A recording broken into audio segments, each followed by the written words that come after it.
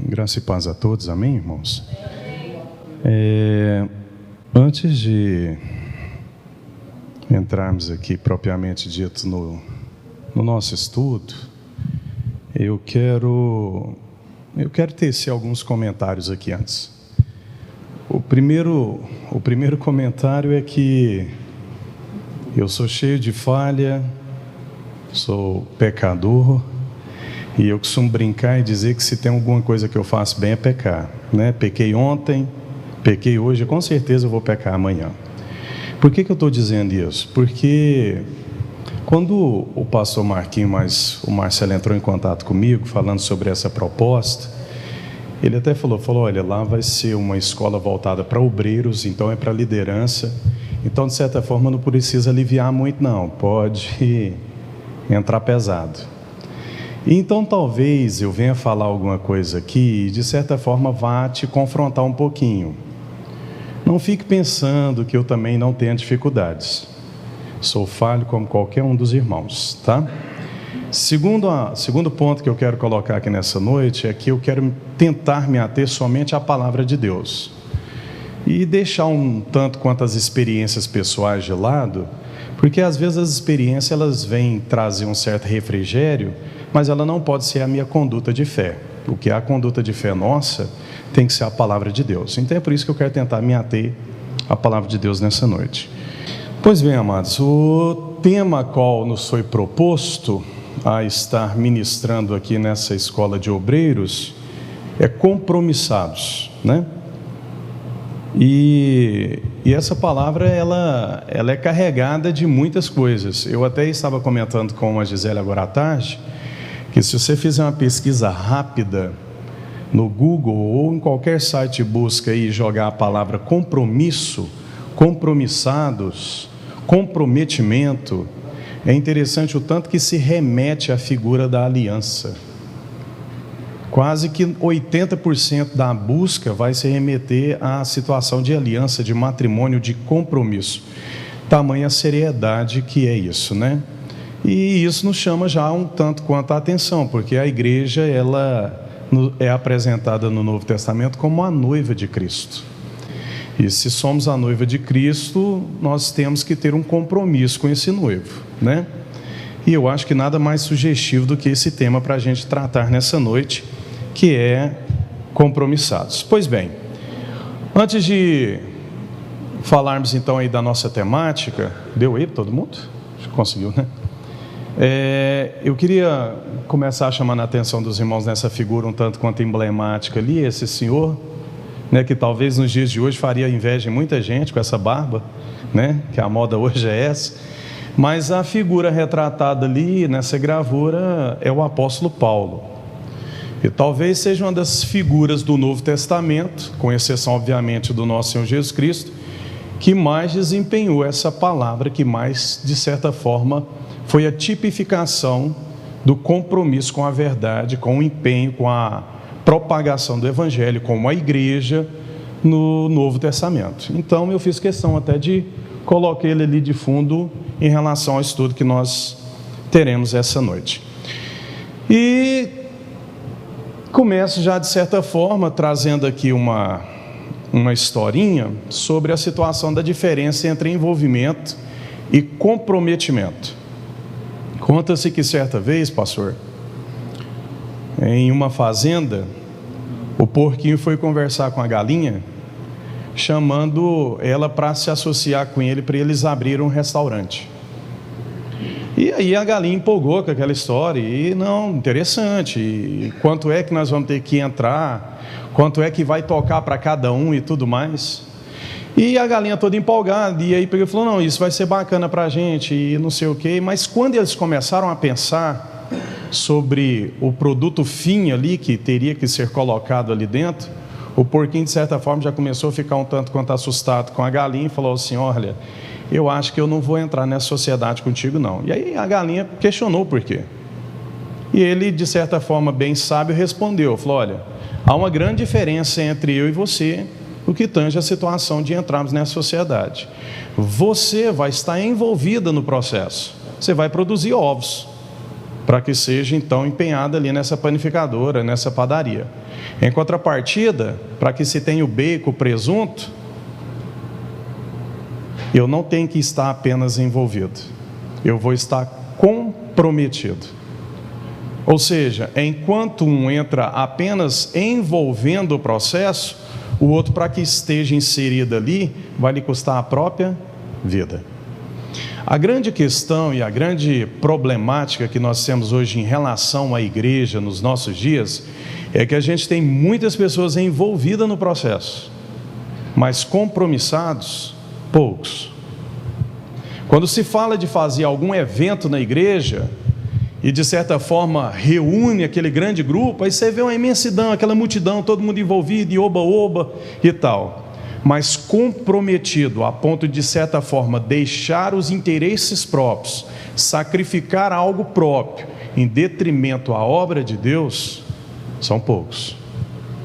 E aí talvez aqui comece esse grande questionamento, e aí para a gente refletir nessa noite: você é uma pessoa envolvida ou comprometida com a obra de Deus? Já parou para pensar sobre isso? Talvez tem 30 anos que você é envolvido com as coisas de Deus, comprometido talvez ainda não. Então fica aí essa reflexão inicial para nós começarmos o nosso estudo. Escola de Obreiros, tema compromissados, que é o que a gente precisa tratar nessa noite. A introdução aí, amados, eu quero falar de esses pontos a ponderar, a qual eu já comecei dizendo aos irmãos. Sola Escritura aí quer dizer somente a Escritura, e quer tentar me ater somente a ela. Então assim, se porventura alguma coisa que eu colocar, irmão, não concordar muito bem, aí você vai atrás do autor da Bíblia, discute com ele lá, tá bom? Ok, amados? Por isso que eu quero tentar me ater somente à Bíblia, para mim não trazer nem problema para mim e nem para o pastor aqui da igreja. É ruim, irmãos, quando de certa forma uma pessoa vem, usa o púlpito da igreja, coloca um parecer próprio dele, e talvez uma palavra maldita aqui, o pastor leve aí talvez 6 meses para tentar consertar aquilo. Então eu não quero ser motivo de 6 meses de reparos aqui na igreja, por isso que eu quero tentar me ater somente à palavra. Dicas literárias. Que dicas são essas? Primeira dica literária que eu talvez poderia estar passando para os irmãos seria alguns livros que vai tratar especificadamente sobre esse tema. O primeiro que eu fiz questão de mencionar aqui é do autor D.A. Carson, bastante conhecido aí no meio literário, Um Modelo de Maturidade Cristã. Nesse livro o Dr. Carson vai trazer justamente aquilo que nos traz e nos faz ser mais maduro na caminhada cristã. E é interessante porque, apesar de ser um livro não tão pequeno, tem 300 e poucas páginas, ele não vai trazer nada de milaborante, nada assim de espetacular. Ele vai falar que para um modelo de maturidade, nós precisamos ter uma vida pautada na palavra de Deus, e aí ele vai explicar o que é uma vida pautada na palavra de Deus, porque muitas das vezes a gente tem alguns tabus, alguns mitos, e a gente acha que isso sim é a verdade, muitas das vezes não é. E vai falar também de alguns outros modelos e exemplos de homens que foram maduros e tiveram uma vida de maturidade cristã. Uma outra indicação aí seria justamente do Voltaire Boucher, Pastores de Família ou da Família. Talvez um dos temas hoje mais negligenciados por nós pais hoje.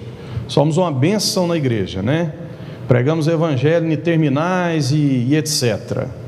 Mas em casa mesmo nós não conseguimos sentar que seja 5 minutos para conversar da palavra de Deus com os nossos filhos.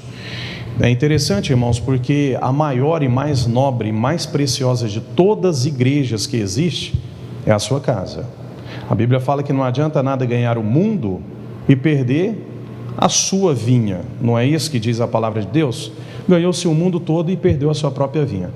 E temos exemplos aí extraordinários. Por exemplo, Noé, Noé pode não ter sido o maior dos evangelistas, mas a sua família estava dentro da arca. Então, talvez seja aí um tema bastante salutar nos nossos dias hoje, em relação ao comprometimento com a palavra de Deus.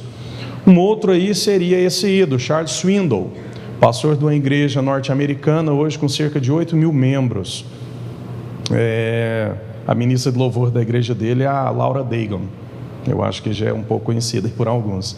Enfim, ele tem um livro aí, o título do livro bastante sugestivo, A Igreja Desviada, um chamado urgente para uma nova reforma.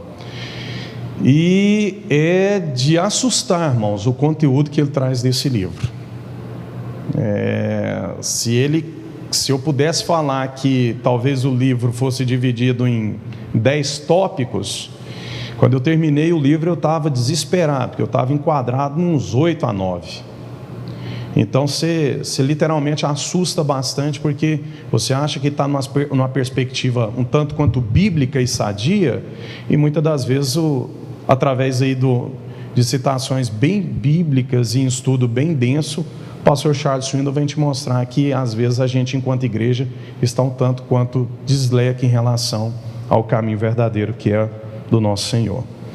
Bill Hybels vem falar de ocupados demais para deixar de orar. Parece que até um erro no título, né? Fala assim, não, deveria ser ocupado demais para orar, mas é para deixar de orar. É bem sugestivo isso aí, não vou dar spoiler, se você quiser vai ler o livro, para você entender por que ele vai brincar com essa temática aí, mas é bem essa pegada aí mesmo. Hoje nós temos tempo para tudo, menos para ter uma vida de oração.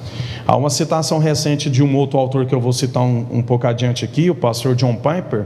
Ele fala uma frase que me chama muita atenção. Ele fala que o Facebook, o Twitter e o Instagram será a prova cabal de no arrebatamento nós não podermos chegar até Jesus Cristo e falar assim, eu não tive tempo. Tempo nós temos de sobra, né? A gente gasta horas e horas no WhatsApp, no Instagram, no Facebook, no Twitter, etc. Mas dedicamos pouco a conhecer a palavra de Deus. Uma outra citação aí, com vergonha do Evangelho, quando a igreja se torna como o mundo, do reverendo John MacArthur. Esse livro é tema de debate aí já há algum tempo, porque ele, de certa forma, ele não entra pesado nele, entra literalmente quebrando tudo nesse livro aí, o pastor John MacArthur. E ele vem mostrar que hoje, infelizmente, amados, nós estamos vivendo uma era onde o próprio cristão ele tem uma certa vergonha assim, do Evangelho. Nós temos uma certa vergonha de defender aquilo que é essencial. Se uma pessoa chega até você e fala assim, que religião esquisita é essa que você vive, mano? Que você come a carne e bebe o sangue do seu Deus? Às vezes a gente não tem nem argumento para justificar a Santa Ceia de Cristo. Então, por que a gente vai, de certa forma, passando esse tipo de vergonha? Porque nós não conhecemos o Evangelho, não conhecemos o autor da Bíblia, pouco conhecemos sobre Deus, não olhamos a bula, né? E aí a gente vai, de certa forma, vivendo o Evangelho raso, uma coisa medíocre, e o que está aí fora, querendo ou não, está estudando bastante, e estão aprofundando nas formas gnósticas deles aí, e nós, enquanto evangélicos, estamos vivendo apenas ali no raso, naquela situação bem da rasura do Evangelho. John Piper vem trazendo um livro aí com o título, Irmãos, Nós Não Somos Profissionais. Esse aqui vai falar diretamente a pastores e líderes mesmo, porque ele traz um apelo aos pastores para ter um ministério radical, e nesse livro o Piper vem trazer justamente essa mecanização que a gente tem feito hoje nas igrejas. É bem engraçado isso, porque tem alguém aqui que tem menos de 2 anos de evangélico? Não, né? Eu tenho certeza que se eu passar o microfone aqui e falar assim, ó, me fala como que é o culto, a não ser que seja, e aí que é o interessante, quando o culto ele sai fora do script, porque aí quem está na direção é o Espírito Santo de Deus, mas quando está de certa forma no nosso roteiro, ele começa às 19h30 ou 19 horas, aí faz uma oração, não é isso? Aí às vezes faz uma leitura ou vai para o louvor, aí a gente canta, alguns da harpa para ver se espera os irmãos chegar.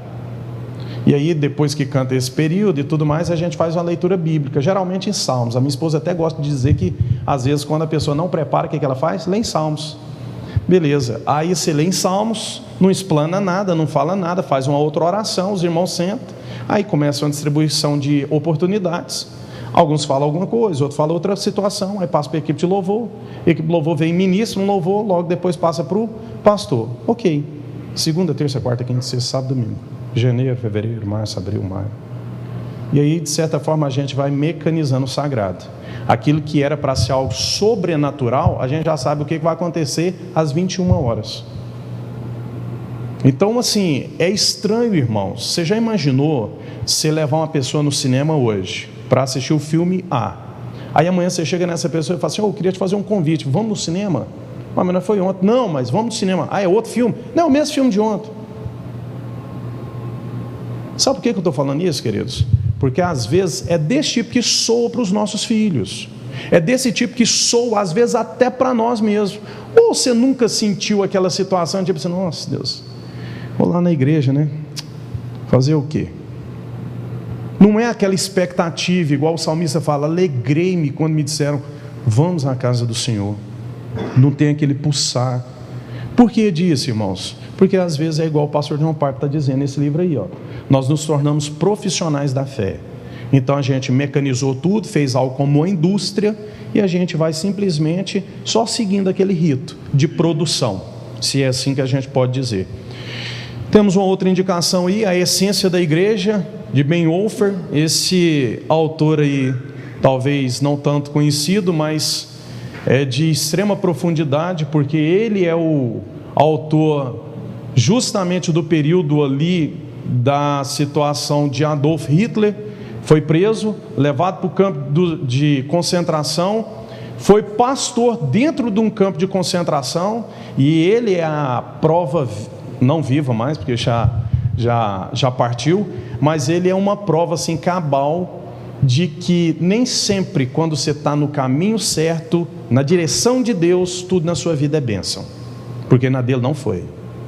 Sofrimento, apanhou, passou fome, choque, torturado, mais de 15 anos sendo pastor no campo de concentração, mas no final ele falou: não, morreu. E assim encerra, não tem uma outra situação. Então, às vezes, irmãos, esse livro aqui, A Essência da Igreja, vem tentar trabalhar justamente isso na nossa caminhada cristã, porque nem sempre às vezes a gente pensa que assim, ó, o fato de eu não estar sendo abençoado, eu estou em pecado. O fato de algo não estar dando certo na minha vida é porque eu não estou certo com Deus. Nem sempre. Você pode estar na centralidade da vontade de Deus, estar conforme a palavra de Deus e estar passando por uma situação de turbulência e aflição. Ah, mas logo, logo pode nascer o sol da justiça? Sim. Talvez na sua partida, no arrebatamento. Foi o que aconteceu na vida dele. Então, essa é uma situação que às vezes é uma vertente que às vezes a gente não quer falar e muito menos viver, né? Por último aí, eu quero trazer aí uma indicação do reverendo Augusto Nicodemos, brasileiro. O que estão fazendo com a igreja? Bem sugestivo lá, né? A capa do livro. Está vendo que tem um peixe sendo jogado aonde? No lixo. E é quase isso mesmo que nós estamos fazendo com o Evangelho. Eu essa semana retrasada, se não me engano, eu acho que alguns aqui viram uma situação de uma igreja aqui em Goiânia, nova, bem localizada, grande, que o pastor resolveu cantar uma música secular no púlpito. Eu acho que vocês viram isso, né? A tristeza que nos traz em relação à situação dessa, irmãos, é qual que é a fundamentação bíblica, ou qual que é o diferencial, qual que é o sal, qual que é o farol, qual que é a diferença que está tendo. Porque hoje é quase que de certa forma assim, né? Ser de uma igreja dessa, descolada e tudo mais, é quase que um status. Você é de onde? Sou de tal igreja. Ah não, esse cara é um cara mente aberta e tal. A gente tem que tomar cuidado com isso, irmãos, porque senão a gente vai estar fazendo isso aí, né? O que nós estamos fazendo com a igreja, simplesmente pegando tudo aquilo que de certa forma foi construído ao longo dos anos com sangue e jogando no lixo. Ok, amados? Bom, chega de citação, né? Acho que já dá para a gente estudar e ler pelo menos uns 6 meses aí e aprofundar um pouquinho. O título qual eu quero trabalhar com os senhores nessa noite é justamente esse aqui, ó: Fazendo a diferença em meio à igreja. E aí, quando eu falo de igreja, eu quero tratar nessa noite no aspecto familiar, social e urbana, no que tange às nossas obrigações, às nossas dedicações e às nossas inspirações. Então, novamente, nós vamos tentar trabalhar nessa noite, fazendo a diferença em meio à igreja familiar, social e urbana, em detrimento das nossas obrigações, dedicações e inspiração. Pois bem, eu queria que você abrisse a tua Bíblia, acredito que todos aí estão com ela, né? Abra a tua Bíblia no livro de Romanos.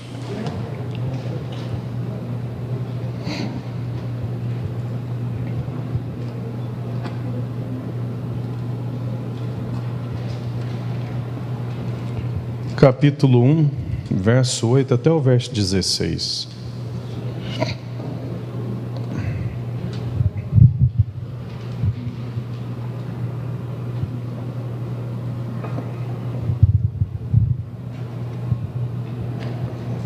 Amém? Acompanhe aí. Depois não fecha não, tá? Fica com a Bíblia aberta aí, que nós vamos ter que recorrer a ela toda hora. Romanos 1, verso 8 até o verso 16. Acompanhe aí na tua Bíblia. Primeiramente dou graças ao meu Deus por meio de Jesus Cristo, no tocante a todos vós, porque em todo mundo é anunciado a vossa fé. Deus, a quem sirvo, em meu espírito, no evangelho de seu Filho, é minha testemunha de como incessantemente faço menção de vós, pedindo sempre em minhas orações que, em algum tempo, pela vontade de Deus, se me ofereça boa ocasião de ir ter convosco. Desejo ver-vos para vos comunicar algum dom espiritual, a fim de que sejais fortalecidos, isso é, para que juntamente convosco eu seja consolado pela fé mútua, assim vossa como minha. Não quero, porém, irmãos, que ignoreis que muitas vezes me propus ter convosco, mas até agora tenho sido impedido, para conseguir entre vós algum fruto, como também entre os demais gentios. Eu sou devedor tanto a grego, quanto a bárbaros, quanto a sábios, como a ignorantes, de sorte que quando está em mim, estou pronto para vos anunciar o evangelho, também a vós que estáis em Roma. E 16, não me envergonho do evangelho, pois é o poder de Deus para a salvação de todo aquele que crê, primeiro do judeu e também do grego. Amém. O texto a qual nós lemos, amados,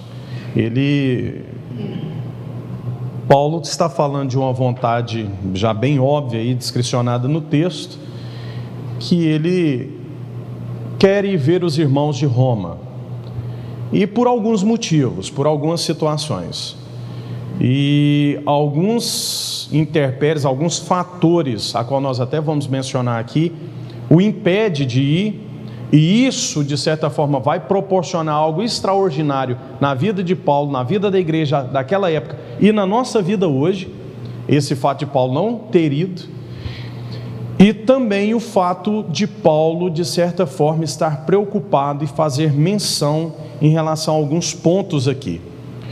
Tudo que vale a pena ser feito merece e exige ser bem feito. Esse é um autor filipiense, citando Philip Chesterville. O interessante aqui é que esse Philip Chesterville aqui, ele é um sociólogo norte-americano, e que de certa forma ele estava desenvolvendo um projeto de muito tempo, e não se chegava a um resultado.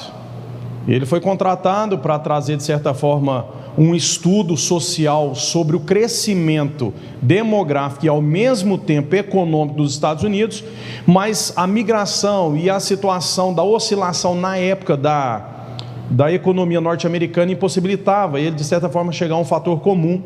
E ao ser questionado sobre essa demora, sobre esse gasto, toda essa energia desempenhada ali, e ele vai e fala essa frase: tudo que vale a pena ser feito merece e exige ser bem feito. E é lógico, irmão, se nós trazermos isso para o nosso dia hoje, principalmente porque nós estamos tratando aqui, a igreja, a nossa vida, o nosso comprometimento, a nossa conduta enquanto obreiros, ela não deve ser feita de certa forma a golpes de machado. Ela tem que ser de certa forma feita com muito critério, com muito embasamento bíblico, com muito estudo e dedicação, para que seja feita de forma plena e assim alcance o objetivo a qual o Senhor tem de certa forma nos exigido.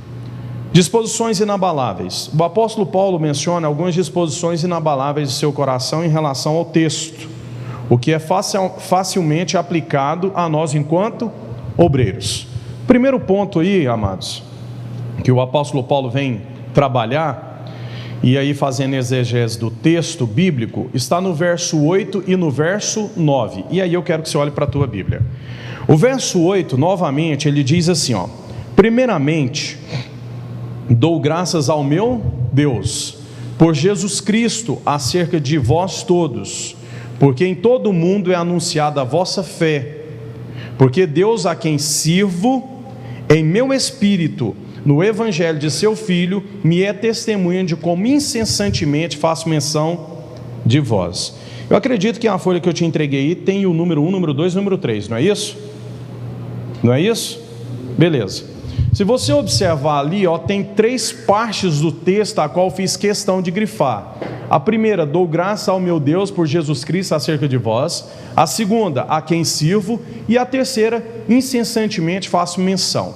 Para aqueles que querem anotar, eu vou falar do primeiro tópico, que é aquilo que faz menção lá, ó: dou graça ao meu Deus por Jesus Cristo acerca de todos vós.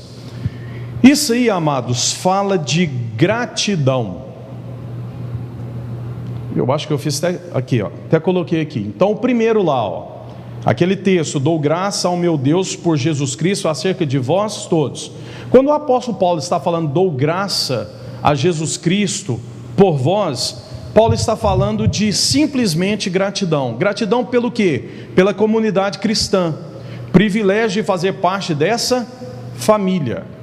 É interessante, irmãos, porque às vezes a gente tem uma gratidão a Deus por aquilo que a gente conquista.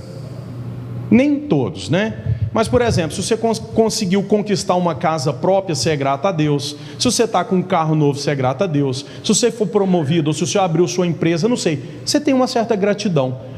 Mas às vezes a gente não para pensar nessa gratidão aqui, a gratidão ou o privilégio de fazer parte dessa família, dessa comunidade enquanto igreja. Por que é que Paulo está falando justamente isso?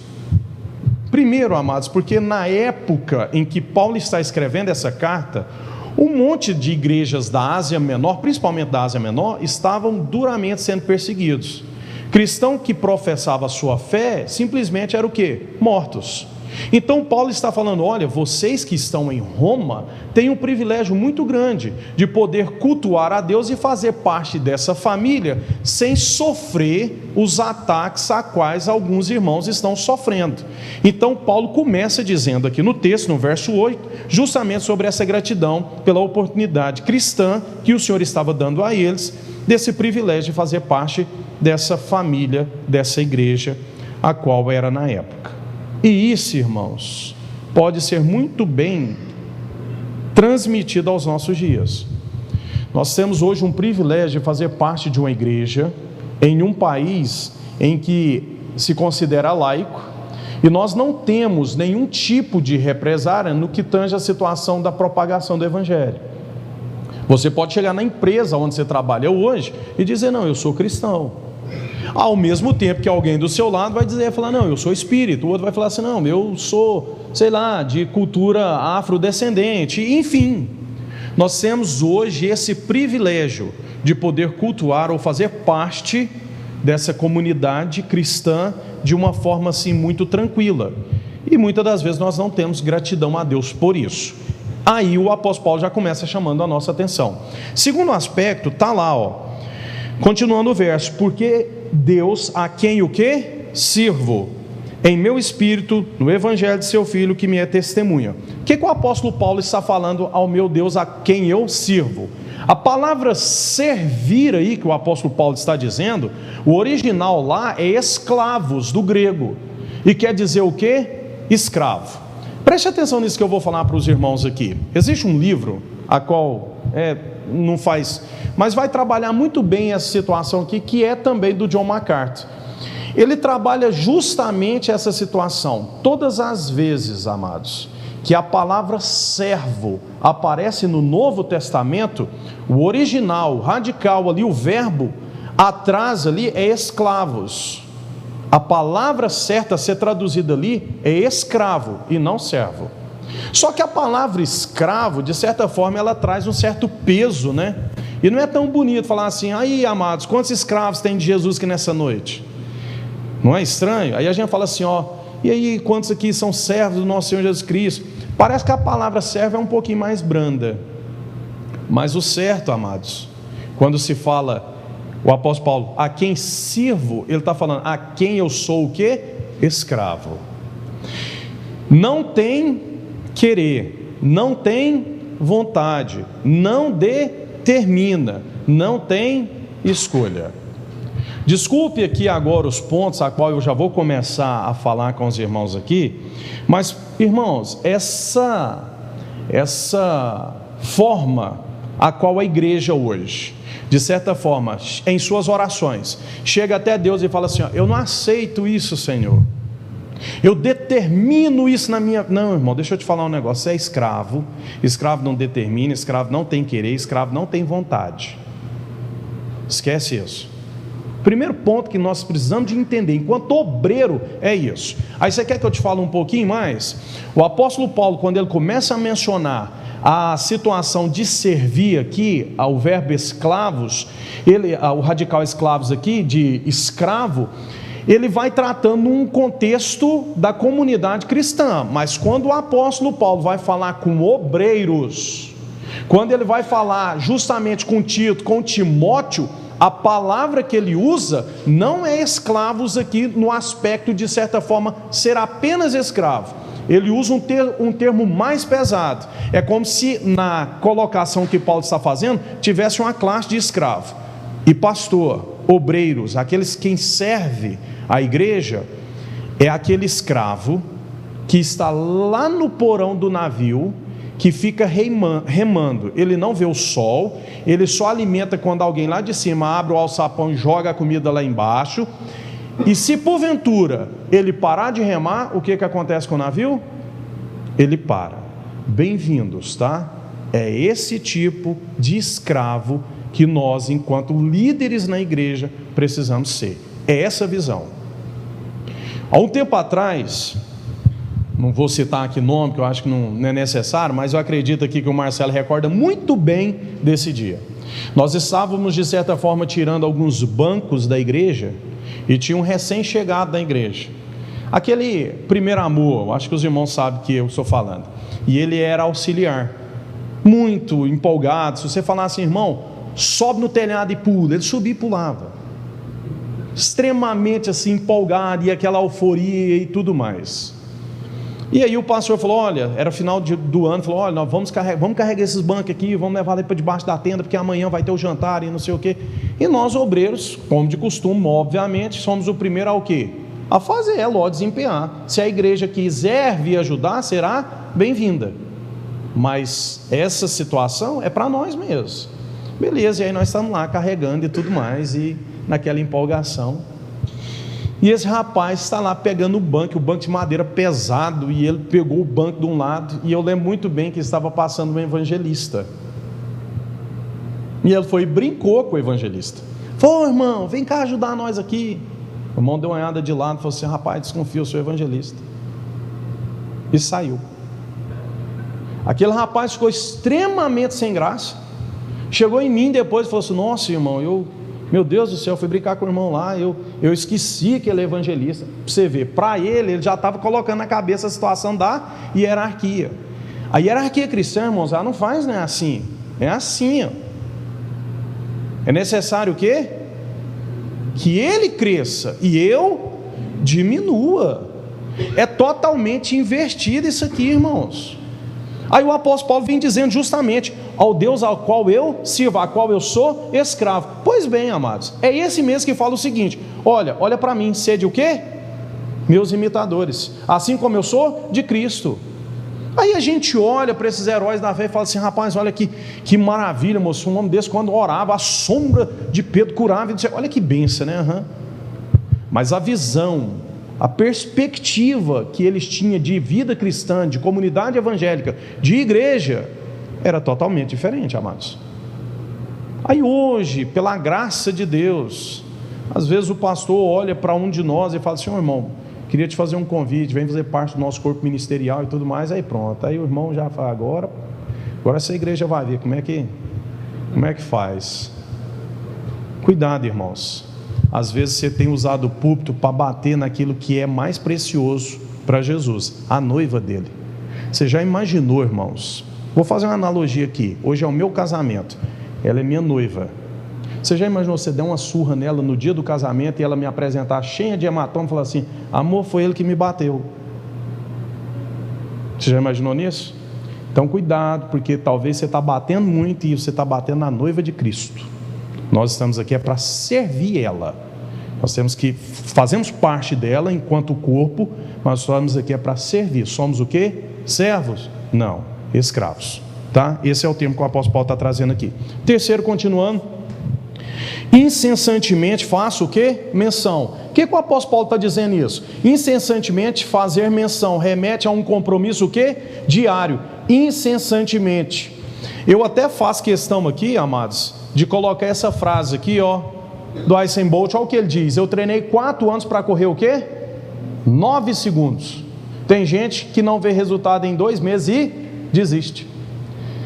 É interessante porque o apóstolo Paulo, ele está falando com a igreja lá e fala: eu faço menção a Deus por vós incessantemente. Quando o apóstolo Paulo está dizendo isso, ele está falando assim: ó, eu oro por vocês hoje. Não, eu orei ontem.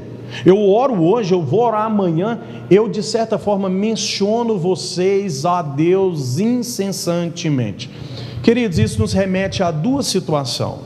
Remete a uma preocupação latente do apóstolo Paulo para com a igreja.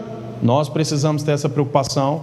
Segundo, o apóstolo Paulo, ao falar de fazer menção incessantemente, ele está falando de um compromisso diário. Não está falando aquele compromisso só de final de ano. Não está falando daquele compromisso só no dia da Santa Ceia, né? Eu já ouvi muito isso: fala, irmãos, amanhã é o dia da Santa Ceia, então não pode pecar. Eu achava isso fantástico.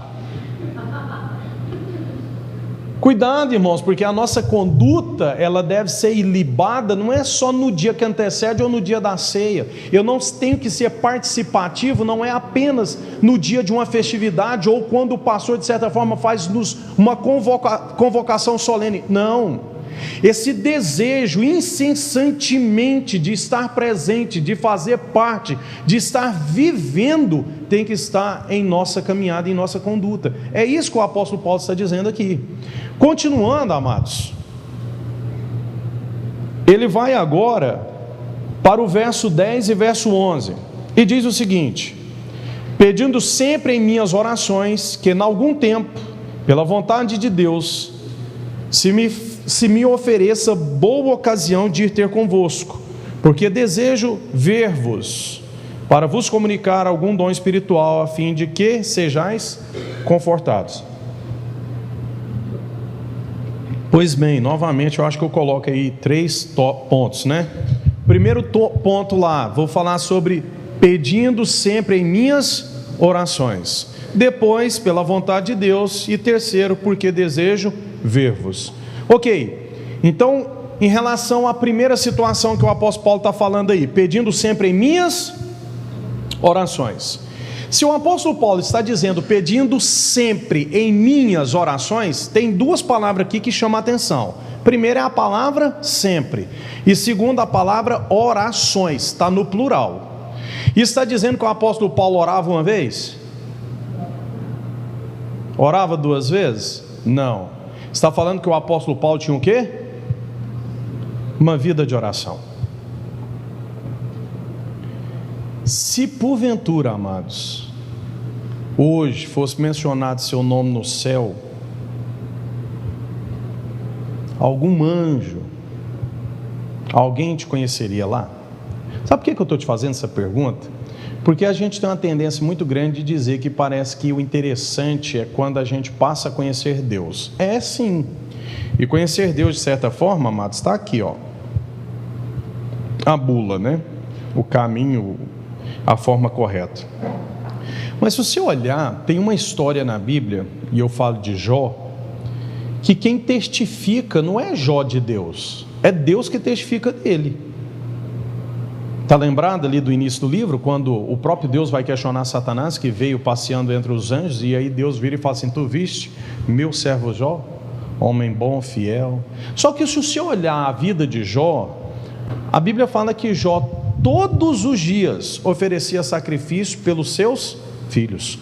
Todos os dias, incessantemente, Jó levantava um altar e oferecia sacrifício pelos seus filhos, pela sua casa, pela conduta, pela sua igreja familiar. Aqui eu quero pegar alguns pontos, amados.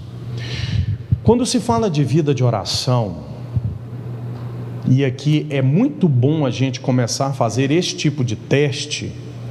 Nós temos uma facilidade muito grande para orar, de certa forma, nem tanto, né? Alguns nem para orar para essas pessoas longe, mas a gente tem uma certa facilidade para orar mais para pessoas que estão longe. Já prestou atenção?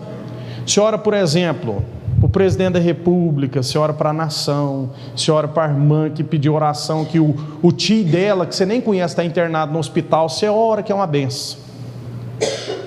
Quem aqui é casado? Você já orou com os olhos abertos, olhando no olho do seu cônjuge? Faz esse teste. Pega na mão do seu cônjuge e começa a orar mais ou menos assim: ó, Deus, eu quero te agradecer por essa esposa que o Senhor me deu, a qual eu amo muito. Provavelmente nessa hora, talvez você já comece a ganhar um aperto de mão. Fala: ama. E chamou minha atenção, brigou comigo ou fez alguma coisa. Note, irmãos, que quando você começa a ter uma vida de oração dentro de casa, não tem como ter o quê? Máscara. Porque todo mundo dentro da sua casa te conhece. Aqui na igreja eu posso muito bem virar e falar assim: ó Deus, abençoa, Senhor, e não sei. Aí vocês vão olhar e falar assim: olha aqui, irmão abençoado, olha que oração mais linda. A minha esposa pode estar olhando e falar assim: meu Deus do céu, não é nada disso, não vive nada disso que está falando. Experimenta fazer isso. Experimenta chegar, por exemplo, no seu filho e perguntar para ele, falar assim: meu filho, enquanto cristão, o que é a coisa que o papai faz que mais chama a sua atenção? Já imaginou seu filho ficar 2 minutos parado pensando para te responder? E aí no final virar e falar assim: uai, pai, não sei. Ele não está nem te enxergando enquanto cristão, queridos. Pensa sobre isso, irmãos.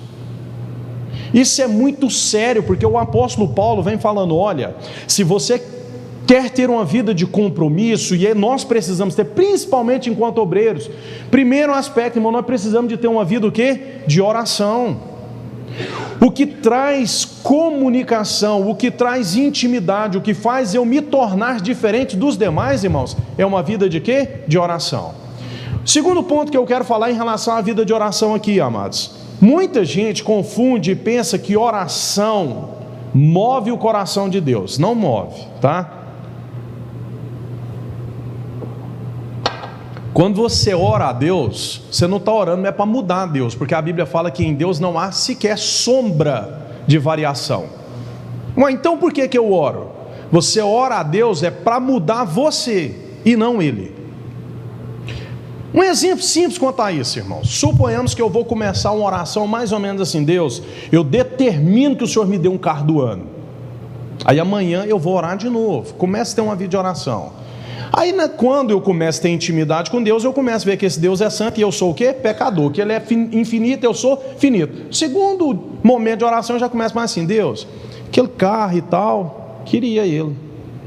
Terceira vez: Senhor, se for da Tua vontade, Pai, eu queria o carro. Quarta vez: Senhor, eu dou graça ao Senhor pela vida que tenho. Quinta vez, você já está chorando, fala: Senhor, eu não mereço nada, eu sou um miserável, um pecador, se não fosse as suas misericórdias sobre a minha vida. Não está mudando, não é Deus, está mudando é você. Só que quando você tem esse tipo de atitude para com Deus, a Bíblia fala que Ele nos sonda e o quê? Nos conhece. Ele escruta o nosso coração, Ele sabe de todos os nossos sonhos e desejos. Aí nessa hora você consegue. Mas não é determinando, não é impondo. Não é assim que funcionam as coisas com Deus. Para quem é pai aqui, irmãos, vai entender isso muito bem. É tão incrível como um filho consegue nos transmitir essa ideia e a gente não consegue absorver isso para com Deus. Eu tenho um filho de 3 anos, irmãos. É até vergonhoso falar isso, mas aquele menino, ele me conhece todas as fraquezas. Ele sabe como falar comigo e conseguir algo, até a entonaçãozinha de voz, o jeito que olha, o jeito que faz. E aí você firma, aí ele força mais um pouquinho, aí você fala assim, tá bom. Porque é que eu não consigo agir, ter essa conduta para com Deus. E é incrível isso, irmãos. Sabe por quê? Porque tipo assim, eu chego do trabalho e eu fico observando. Ele não tem cerimônia. Ele não tem aquela situação tipo assim, não, pera. Não, ele vem correndo e se joga. Ele pula, ele se lança. E a gente não faz isso para com Deus. Como é que eu vou me lançar? Como é que eu vou me tornar íntimo para com Deus?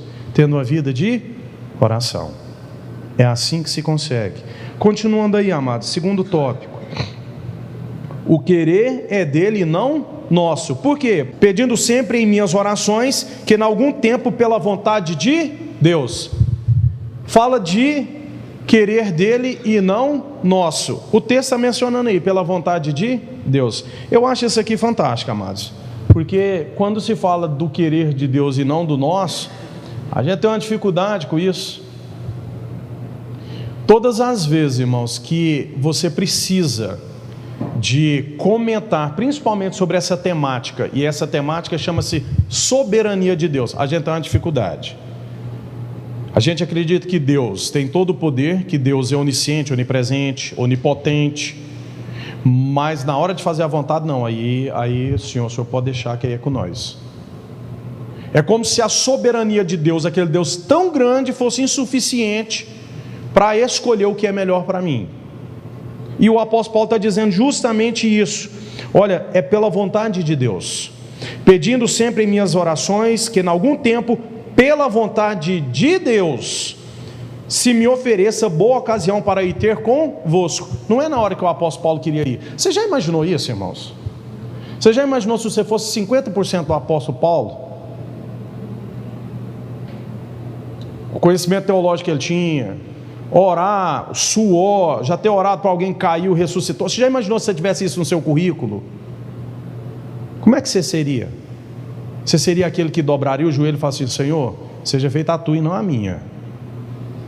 A gente às vezes não tem nem experiência direito com Deus, já acha que manda nele. Eu fico observando, irmão, que nós estamos vivendo um momento extremamente crítico, onde nós temos uma tendência muito grande de querer tirar a coroa de Deus e pôr um avental nele. Observa para você ver. A gente quer um Deus de avental e não de coroa, porque o Deus de coroa, ele é soberano, ele ordena. Aí eu tiro a coroa dele e coloco o avental. Agora, se o senhor serve a mim, me dá o carro, faz isso, eu não aceito essa enfermidade, é para ser feito, é assim. Então o apóstolo Paulo vem ensinando justamente isso, que deve ser feita a vontade dele e não a nossa. Terceiro, porque desejo ver-vos para vos comunicar algum dom espiritual, a fim que sejais confortado. Fala de vida social, comunitária da igreja, viver em comunhão. Eu fiz uma mençãozinha ali, amados, parece que está um tanto quanto meio assim, mas é aquilo lá mesmo, tá? Tem obreiro que tudo que ele faz é destruir a comunhão entre os irmãos. O Charles Spurgeon falava que o lugar mais difícil da igreja é o púlpito, e eu concordo. Irmãos, departamento infantil, se você colocar 10 crianças aqui dentro, com 5 minutos, se o céu tiver de descer, já desceu.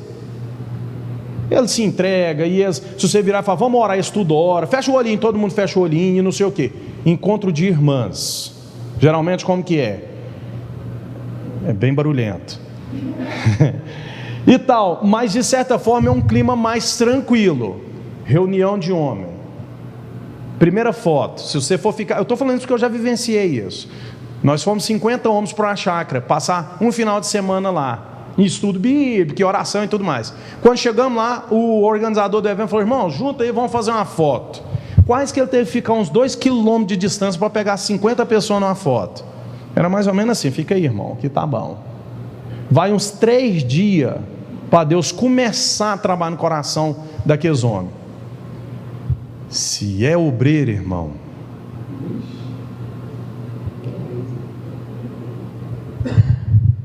e isso é triste, porque muitas das vezes a gente vem numa igreja, vai na igreja e fala assim, e somos a igreja, e fala assim: nossa, mas hoje o culto está tão assim, né? O que será que está acontecendo?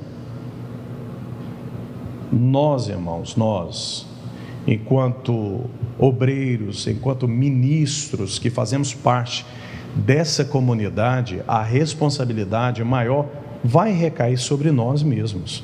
E é por isso que eu fiz até questão de colocar aqui ali, ó, obreiro é um amortecedor. Amortece o quê? A dor. Em que sentido? Por exemplo, suponhamos que alguém chegue para algum dos irmãos aqui para falar alguma coisa em relação ao pastor. Fala: não, ó, deixa eu te falar um negócio. Aquele dia lá na Santa Ceia, o pastor falou que o negócio lá, eu não gostei, não concordei que lá não. Aí você é um obreiro. Qual que é o seu papel aqui? Pensa no amortecedor de um carro. Na hora que o pneu passa num buraco, que ele recebe a porrada, ele manda todo o impacto para cima? Não, ele o quê? Absorve. Aí tem um obreiro que não é assim não. Tem um obreiro que na hora que a membresia chega até nele e fala alguma coisa da liderança, ao invés dele absorver aquele impacto, fala assim: irmão, calma, vamos orar. Não, ele pega o impacto que veio, por exemplo, sei lá, mais ou menos, já remete ele 3 vezes pior para a igreja. E cuidado, irmãos, porque a nossa palavra enquanto obreiros tem um peso maior, sim. Tem um monte de pessoas que está te lendo todo santo dia. Uma coisa é uma pessoa chegar aqui e falar alguma situação. Outro aspecto é, por exemplo, o vice-pastor virar e falar assim: ó, eu não concordo com o que o pastor está fazendo, não. Primeira coisa que você já vai pensar, fala: ih, rapaz, esse trem está rachando, hein? Esse negócio aí não está muito legal. Então nós precisamos ter essa concepção de vida social, comunitária, esse viver em comunhão na igreja, porque nós, enquanto obreiros, temos esse papel fundamental, amados, de amortecer esses impactos. É saber ser o quê? O ponto crivial dessa balança. Não podemos pesar nem para um lado nem para o outro e sempre estar o quê? Em equilíbrio. Obreiro que vive nos extremos, irmão, só traz prejuízo para a igreja. Um dia ele é crente demais, no outro dia ele já desviou, no outro dia ele é santo demais, no outro dia ele quer bater nos outros. Obreiro, irmão, ele precisa de ter uma vida equilibrada. Ele tem que ter mais equilíbrio, ele tem que ser mais ponderado no falar, no agir, no pensar. Ele tem que ter mais sobriedade na sua conduta cristã. É esse o sentido que o apóstolo Paulo vem falando aqui. Continuando, amados. Verso 12 e 13. Isso é para que juntamente convosco eu seja consolado pela fé mútua, assim vossa como minha. Não quero, porém, irmãos, que ignoreis que muitas vezes propus ter convosco, mas até agora tenho sido impedido para também ter entre vós algum fruto, como também entre os demais gentios. O aspecto que eu acho que coloquei aí foi apenas um, e é justamente esse: fé mútua. O que o apóstolo Paulo quer dizer em relação à fé mútua? Simples: não existe vida saudável na igreja, seja ela familiar, social e urbana, o que? Isoladamente. Tenta ser crente sozinho na sua casa. Tenta ter uma vida cristã isoladamente. A vida cristã, amados, ela foi instituída para ser vivida em comunidade. E aí talvez seja a beleza do caminhar cristão, porque eu não sou igual ao irmão, o irmão não é igual a mim, e nesse sentido nós vamos ter que, de certa forma, o quê? Aprender a viver um com o outro. E aí o apóstolo Paulo vem falando que quando muitas das vezes a situação ficar quase insustentável, nós precisamos o quê? Suportar uns aos outros em amor. E isso é fantástico, irmãos, porque o apóstolo Paulo está dizendo justamente esse aspecto. Isso para que juntamente convosco eu seja consolado pela fé mútua. O que o apóstolo Paulo está dizendo? Eu estou passando por uma situação complicada, um aspecto complexo. Eu não vou resolver o meu problema o quê? Sozinho, isoladamente. Eu vou buscar ter ir com os irmãos para juntos, através de uma fé mútua, nós alcançarmos aquilo a qual nós estamos buscando, que é o consolo em Cristo. Hoje, irmãos, nós de certa forma estamos vivendo quase que condomínios de pensamento, de viver. Preste atenção nisso para você ver. Se eu vou morar numa casa, eu de certa forma vou procurar um lugar que mais ou menos se assemelha àquilo que eu gosto. Se o meu vizinho é barulhento demais, ou eu vou mudar daquele lugar, ou eu vou pedir a Deus para que tire ele dali. Então, de certa forma, a gente vai buscando aquilo que de certa forma nos agrada. Aí dentro da igreja, eu tenho 1, 2, 3 amigos. Quem que são esses amigos? Aquele que tem os gostos mais ou menos parecidos comigo. Aquele que sai para comer carne, não palmito. Então, nesse sentido, porque tem umas pessoas aí que, enfim, nesse sentido, o que acontece? Querendo ou não, você sempre busca aquelas pessoas que têm a mesma sua fala, que parece contigo. E isso é complexo e, de certa forma, antibíblico, irmãos. Porque o apóstolo Paulo vai dizendo justamente isso. O salutar, o saudável aqui, é que nós vivamos o quê? Em comunhão, para que a gente possa buscar alcançar essa cura, esse comprometimento, esse viver social através de uma fé mútua. E quando se trata, irmãos, de vida familiar, igreja, no aspecto familiar, social e urbana, nós vivemos de certa forma muito isoladinho. As famosas panelinhas, a gente sempre tem o nosso reduto. A gente sempre tem aquele mais chegado, aquela situação à parte. Eu não estou falando aqui de intimidade com Deus, não. Isso é outro aspecto, irmãos. Eu estou falando do viver em comunidade, seja ela no aspecto familiar, social e urbana. Nós precisamos entender que ninguém consegue ter uma vida saudável, seja ela em qualquer desses aspectos a qual estou mencionando aqui, isoladamente. Isso não vai trazer saúde, isso não vai trazer fruto e não vai te fazer bem. É isso que o apóstolo Paulo está mencionando aqui nesse verso. Eu me recordo que um tempo atrás, alguns anos para ser sincero, nós fizemos uma dinâmica na igreja, era uma dinâmica com jovens. E eu entreguei vários balões. Você lembra disso, Eliane? Entregamos vários balões para os jovens assim na igreja. Falei assim: pessoal, enche os balões aí. Aí todo mexeu, um maior, outro menor e tal, cada um querendo apresentar o seu balão mais pomposo que o outro. Aí, sem falar nada, eu peguei uma caixinha de palito de palito ardente e entreguei para cada um palito. E falei assim: você tem 2 minutos para manter o seu balão sem estourar. Na hora que eu acabei de falar essa frase, você só via gente estourando um do outro e tentando esconder o seu e tal. Depois que virou aquela bagunça total, aí eu fui e perguntei, falei: em algum momento você ouviu eu falando que era para você estourar o balão do colega, do amigo do lado? Eu só falei que você tinha 2 minutos para manter o seu. Aí alguém falou: mas para que você entregou então isso aqui? Eu falei: eu não disse que era para estourar o balão dos outros. E muitas das vezes essa situação vai acontecendo dentro da comunidade, e aí, em resposta a esses tipos de ataque, muitas das vezes o que a gente faz? Se isola. A gente fala assim: eu não vou ficar então no meio dessa roda não, porque se eu ficar no meio dessa roda alguém vai estourar o meu balão. Então a pessoa acaba se isolando, acaba se afastando, e isso, mais uma vez, não é saudável. O apóstolo Paulo vem falando que para nós vivermos uma vida saudável, precisa de viver uma fé mútua, não é uma fé isolada, mas uma fé enquanto comunidade. Amém?